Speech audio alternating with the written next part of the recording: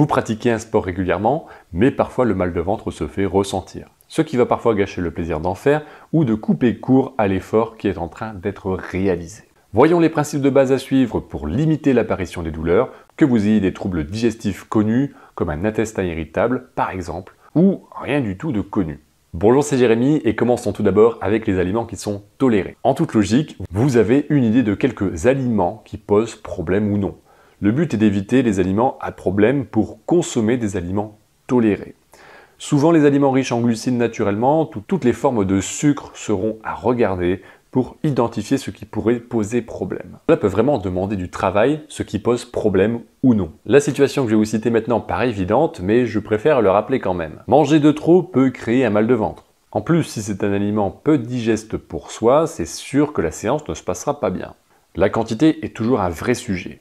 Si vous ressentez des coups de barre régulièrement après un repas principal, c'est possible que ce soit à cause d'une quantité trop importante également. Par contre, on n'a pas toujours conscience que l'on a toujours fait comme ça, que l'on a le coup de fourchette facile. Un autre point, on va également regarder quand est-ce que l'on vient manger avant notre séance de sport. Dans l'idéal, un délai de 3 heures est recommandé pour être sûr que l'estomac soit vide ou quasiment vide. Pourquoi ça? Pendant une séance intense, le corps doit subvenir aux besoins de l'activité physique, aux besoins de nos cellules pour répondre à la demande musculaire et pas à la digestion des aliments. On va également éviter les gros repas avant de pratiquer une activité physique parce que même si l'on respecte ce délai de 3 heures, ce n'est peut-être pas suffisant. On va également regarder le choix des aliments. Un exemple tout simple, on ne mange pas dans un fast-food pour faire une séance de sport ensuite. L'excès de gras peut demander plus de travail et le temps de digestion va s'allonger naturellement. Tout ça, ça paraît vraiment évident, mais je préfère le rappeler quand même. Tout simplement, on ne voit pas toujours que l'on est dans une mauvaise habitude. On y pense peu, mais certaines situations de la vie perturbent, chamboulent nos émotions. Le stress, c'est le plus connu, ou la peur, qui est peut-être plus sournoise.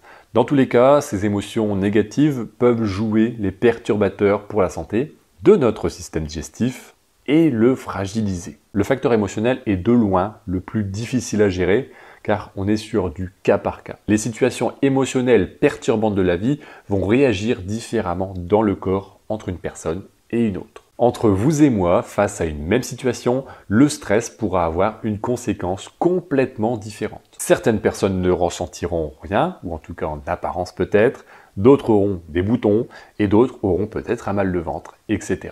Encore une fois, chacun va réagir à sa manière. Si vous avez l'idée de tester quelque chose ou un produit prêt à l'emploi qui vous donne envie pour préparer votre séance de sport, testez ce produit ou cette solution d'abord là où vous ne faites pas de sport. Par contre, organisez cette journée comme si que vous alliez à cette séance. Tout simplement, vous allez comprendre les conséquences qui se produisent sur votre corps en état de repos. Si vous ne rencontrez pas de mal de ventre, vous pouvez bien sûr aller plus loin et tester ça en situation réelle en pratiquant une séance de sport. Et là, c'est le même principe, on regarde si les conséquences de ce changement ne participent pas à créer un mal de ventre. Et c'est là parfois où certains ressentis vont pouvoir apparaître. Si vous ressentez des troubles durant la séance de sport, essayez à nouveau le nouveau truc, produit, peu importe, durant une journée où vous ne pratiquez pas un sport, pour voir s'il n'y a vraiment pas de symptômes.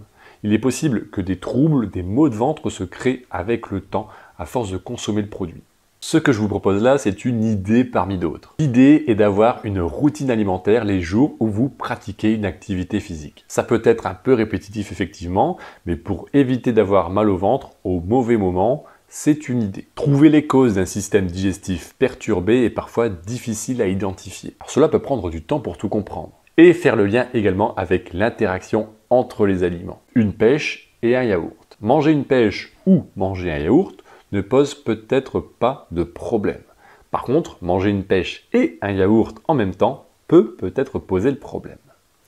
L'association entre différents aliments peut augmenter plus ou moins l'apparition du mal de ventre. Et encore une fois, ne comparez pas par rapport à quelqu'un d'autre qui est dans la même situation que vous, qui rencontre les mêmes problèmes. L'association entre deux aliments aura peut-être, encore une fois, une conséquence différente entre une personne et une autre. Les principes que nous venons de voir dans cette vidéo fonctionnent généralement bien, mais bien sûr il faut, encore une fois, adapter tout ce que je viens de raconter à votre situation. L'alimentation est souvent le premier facteur, mais dans certaines situations ce sera un tout avec ce que l'on mange et les émotions négatives ressenties. Ce n'est pas toujours évident de trouver l'équilibre par soi-même.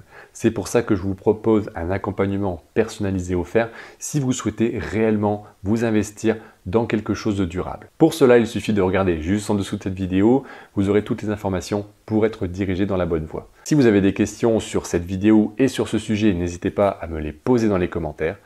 On se retrouve bientôt pour un nouveau sujet. Portez-vous bien et à bientôt.